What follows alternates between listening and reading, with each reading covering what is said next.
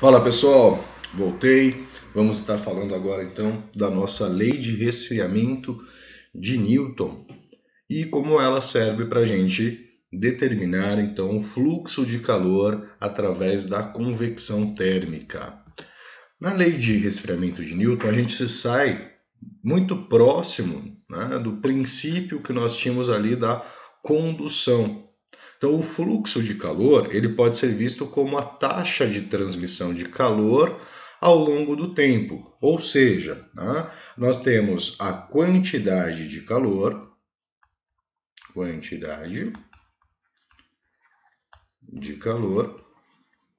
que foi transferida ao longo do tempo. Quando a gente toma, então, a relação dessa quantidade de calor, né, ou a razão entre essa quantidade de calor e o tempo, nós temos aí o fluxo, a taxa de transmissão de calor.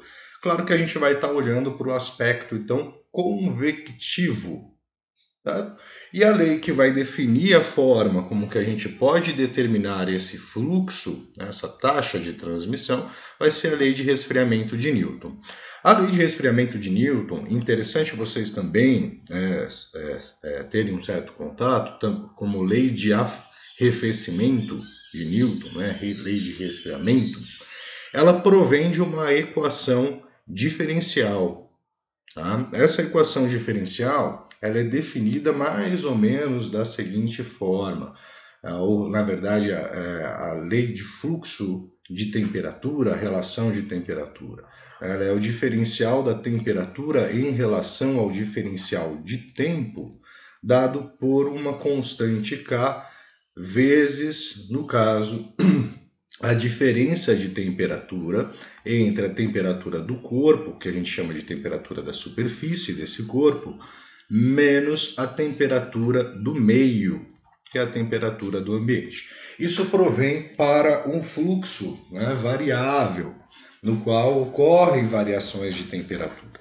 Entretanto, como a gente está trabalhando com a questão então de regimes permanentes, a gente vai trabalhar com ela com uma representação um pouco mais simples, principalmente pelo fator que a gente precisaria ali saber cálculo integral, equações diferenciais, para modelar essa expressão para esse tipo ou para essa forma de acontecer o fluxo no aspecto variável.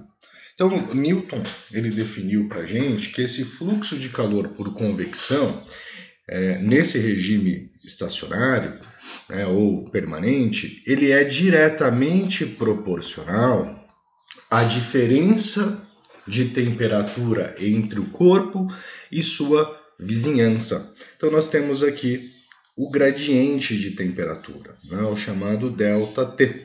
Porém, esse ΔT, neste caso, ele vai estar representando para nós a temperatura da superfície do corpo e a temperatura do meio. O meio normalmente é representado por infinito, porque a temperatura dele tecnicamente a uma distância muito longa, né, uma distância muito longe dessa superfície, ela praticamente não vai ser alterada, né, ela permanece ali constante. Tá? Então a temperaturas aos arredores. Mas ela não depende somente disso, né? Ela vai depender também de algumas outras grandezas, que é, por exemplo, a área da superfície. A pergunta é, mas por que a área de superfície? Pessoal, vamos pensar comigo. Se eu tenho uma moeda, a superfície da moeda ela é pequena. Então a região de troca de calor ou de contato ela é muito pequena. Então o fluxo vai acontecer, né, ou a retirada de calor vai acontecer num pequeno espaço. Se eu tiver esse espaço entre aspas, né, mas sobre uma pequena superfície. Agora, se eu pego uma mesa, se eu pego uma parede de 2 por 3 metros, a superfície dela é muito maior, ou seja, ocorre um contato maior dessa superfície desse corpo com o meio. E isso favorece a troca. Então ele também é diretamente proporcional à área de superfície. E ela é também diretamente proporcional ao coeficiente, nesse caso H, coeficiente convectivo, tá? Ou coeficiente de transferência de calor convectivo.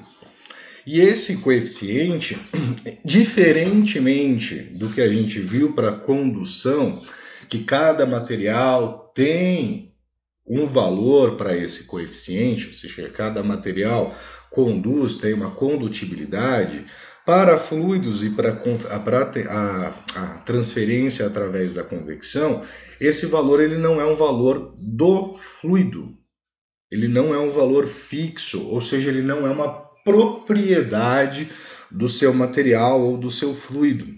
Ele vai ser dado para nós de que forma? Né? Ele vai ser fornecido, claro, para a situação, mas ele normalmente é obtido de forma experimental ou empírica, dependendo ali de algumas relações, né? Como velocidade que o escoamento está ocorrendo, a forma geométrica do sólido que a gente está trabalhando. Então ele vai depender dessas grandezas, né? Da viscosidade, da densidade, ele vai depender aí de várias propriedades que o fluido ele vai ter. Né? Então ele não é algo característico desse fluido. Né? Então ele precisa ser obtido. Porém, a gente não vai estar determinando, né, as formas como que a gente consegue determinar esse valor, esse coeficiente. A gente vai estar utilizando ele de forma direta através dessa lei de resfriamento de Newton. Tá? Outra situação é que a gente pode descrever, então, que é o fluxo convectivo vai ser igual a esse H, que é exatamente o coeficiente de transferência convectiva, vezes a área, vezes a diferença de temperatura entre a superfície do nosso corpo, né, do corpo em questão, em estudo, pela a diferença de temperatura do meio. Ok? Então, vamos lá aqui. Vale ressaltar, então, que o coeficiente de transferência de calor convectivo H, diferentemente do coeficiente de condutibilidade térmica K, não é uma propriedade do fluido. Não é uma propriedade do fluido. E sim um parâmetro que depende das propriedades do fluido e da sua situação física. Esse valor é obtido experimentalmente por meio dos valores que influenciam a convecção, como no caso a geometria da superfície, o tipo de escoamento. Então, se você tiver um escoamento laminar ou turbulento, isso vai influenciar, e a velocidade que ocorre esse escoamento. Tá? Então, isso são as grandezas que vão definir esse tipo de coeficiente, ou o valor desse coeficiente, e não o fluido em si. Tá? Vamos lá, de forma geral, o coeficiente de transferência de calor convectivo apresenta valores relativamente baixos para fluxo laminares. O que isso quer dizer? Quando eu tenho um fluxo laminar, o fluido ocorre num fluxo laminar de escoamento, esse valor do coeficiente de transferência ele vai ser um valor mais baixo. E isso vai ocorrer pela estagnação das camadas no escoamento. Vou mostrar isso para vocês através de uma simulação. Enquanto que em regimes de fluxo turbulentos, essas camadas elas são mais finas e ocorre também aquela oscilação da massa. A gente consegue perceber aqui que a massa ela chega mais próximo da parede, ela desce, ela faz contornos, e isso facilita. E dessa forma, né, em regimes turbulentos, a tendência é que esse coeficiente de transferência de calor ele seja ou ele apresente valores mais altos. Então vamos ver aqui na nossa simulação como isso acontece. Nós temos aqui situações, quatro. Né? Todos aqui, as fontes térmicas são de 50 graus Celsius. Na parte externa, aqui a gente tem 0. E você tem aqui sopradores ou ventiladores, né, 4 fãs, que vão estar ligados em velocidades distintas. Okay? Nós vamos ter aqui velocidades que vai forçar o processo de convecção na horizontal, porque senão ele aconteceria somente na vertical. O que a gente vai perceber? O que eu peço que vocês percebam. Não sei se vai ser possível analisar, mas aqui a gente tem o cálculo do fluxo, né, nesses pontos e a temperatura. Então, eu vou dar aqui Start para a nossa simulação. E vocês conseguem perceber que aqui o fluxo está acontecendo de forma mais rápida, e aqui a gente já tem uma certa quantidade de calor passando. E aqui chegando também gerando uma oscilação nesse regime. Enquanto que aqui a gente está mais devagar. Mas então o fluxo, no caso aqui, né, turbulento ou transiente, né, aqui a gente já tem o caso de um turbulento junto com esse, né, esses dois últimos turbulentos, você consegue uma mecânica de calor muito mais consistente, né, mais rápida, uma transferência que acontece ali convectivamente com maior expressão do que essa primeira situação aqui. Isso acontece exatamente por questão dessa estagnação das camadas. Então note que essa camada elas são muito mais definidas e apresentam muito mais resistência à transferência de calor. Então isso aqui é um regime laminar. As lâminas acontecendo, o gradiente de velocidade no meio aqui o fluxo ele é maior do que nas extremidades. Então isso vai gerando uma resistência muito parecido até com um processo convectivo, né, ou melhor, né, de condução desse calor. Então, o fluxo ele quase é na forma de condução, enquanto que aqui você tem uma oscilação tomando-se como base e o fluxo acontece aí muito mais rapidamente, claro que com grandes oscilações.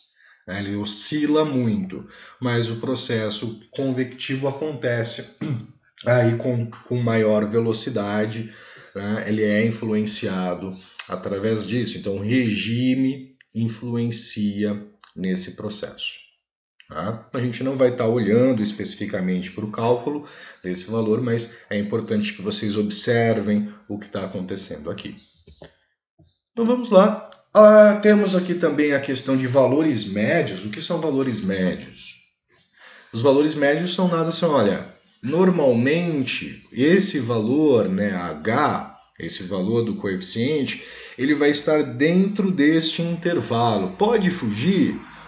Pode, né? Por isso que a gente fala médio, né? O médio, valores médios, são correspondidos mais ou menos dentro desse intervalo. Não quer dizer que são exatamente dentro desse intervalo. Então nós temos aqui para o processo de convecção natural que os gases eles vão apresentar um coeficiente convectivo de 2 até 20 watt metro quadrado Kelvin. Para líquidos, nós vamos ter aqui de 50 a 1000 watts metro quadrado Kelvin para um processo de convecção natural. Então observe que os líquidos, eles têm aqui um coeficiente convectivo maior do que os gases. Então comparando eles. Já no processo de convecção forçada, para gases nós teríamos aqui um valor do coeficiente convectivo entre 25 e 300. Então note que você tem oscilações desse valor, que vai depender aí de todas essas condições que a gente comentou anteriormente. E para líquidos nós temos de 100 a 4000 watts metro quadrado Kelvin. Também aqui uma alta oscilação para esse valor, né? Uma alta variabilidade para esse valor do coeficiente, dependendo das características. Certo? Vamos dar uma olhada então aqui no exemplo. Um certo dispositivo eletrônico apresenta área exposta de 50 milímetros quadrados, de forma a garantir que a temperatura dessa superfície não ultrapasse 60 graus Celsius. A temperatura ambiente, quando a temperatura ambiente é de 45 graus Celsius, deve ser removido o calor a uma taxa de 0,3 watt. No caso ali, 0,3 joules por segundo. Determine o valor do coeficiente de transferência de calor convectivo para esta situação. Perfeito. O que a gente vai estar utilizando aqui? A lei de resfriamento de Newton, certo? Contudo, a gente tem que tomar um certo cuidado, né? Quais são os cuidados? Nós temos aqui o fluxo. O fluxo por convecção, ele tem que ser de 0,3 watt, unidade do Sistema Internacional. A temperatura da superfície, ela é de 60 graus Celsius. A temperatura do meio é de 45 graus Celsius. E a área, ela é de 50 milímetros quadrados. Preciso transportar ou transformar, converter isso para metro quadrado. Como que a gente vai fazer então essa conversão? A gente vai usar a seguinte relação. 1 metro quadrado, vamos pensar aqui, em 1 metro quadrado eu tenho 1 metro por 1 metro. Cada metro tem 1000 milímetros. Então, em 1 metro quadrado, eu tenho 1000 por 1000, que vai gerar 1 milhão. Então, nós teremos aqui 1 milhão de milímetros quadrados, ou quanto que 1 metro quadrado corresponde em milímetros quadrados. Fazendo essa conversão, eu posso simplificar aqui um zero sobre esse zero. Nós teríamos então que a nossa área ela vai ser de 5 dividido por 100 mil. E 100 mil é 10 à quinta. Então a gente pode escrever 5 vezes 10 a menos 5 metros quadrados. Temos aqui a nossa área. Feito isso, ajeitamos aqui as nossas unidades, a gente vai aplicar a lei de resfriamento. E a lei de resfriamento ela diz o seguinte, de Newton, o fluxo de calor por convecção, ele vai ser dado pelo nosso H, que é o coeficiente de transferência de calor convectivo, vezes a área, vezes a diferença da temperatura da superfície e a temperatura do meio. Então, substituído, nós temos 0,3, vai ser igual a H, que nós não temos. Poderíamos ter isolado já o valor de H? Poderíamos. A nossa área é de 5 vezes 10 a menos 5, vezes a diferença das temperaturas. Note que eu tenho 60 e 45. 60 e 45 vai gerar para nós aqui, então, 15. Uma diferença de temperatura de 15 graus Celsius. E a gente vai trabalhar com essa expressão. Perfeito? Nós teremos aqui então 0,3 vai ser igual a H. Vou colocar aqui fazer a continha. 5 vezes 15, 5 vezes 10 são 50 e 5 vezes 5 são 25. Então nós vamos ter aqui 75. 75 vezes 10 a menos 5 vezes H. E aqui o nosso 0,3. O nosso 0,3. Então, H ele vai ser igual a 0,3 dividido por 75 vezes 10 a menos 5. Vou pegar aqui uma calculadora para a gente acelerar o processo. Pegar essa aqui mesmo.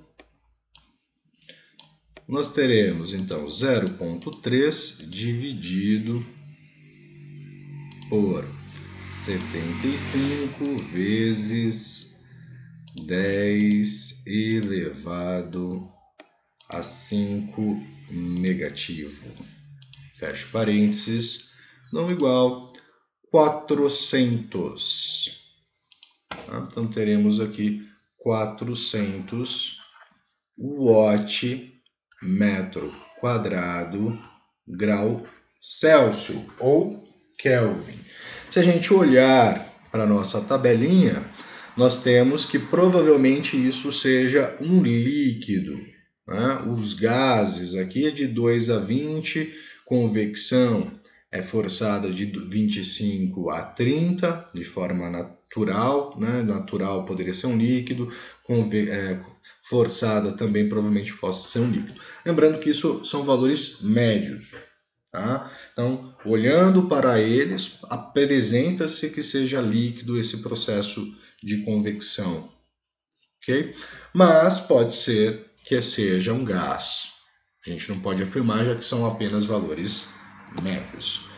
Certo, pessoal? Então, essa é a parte da convecção térmica. No próximo vídeo a gente vai estar falando sobre a radiação ou irradiação térmica. Grande abraço e até lá!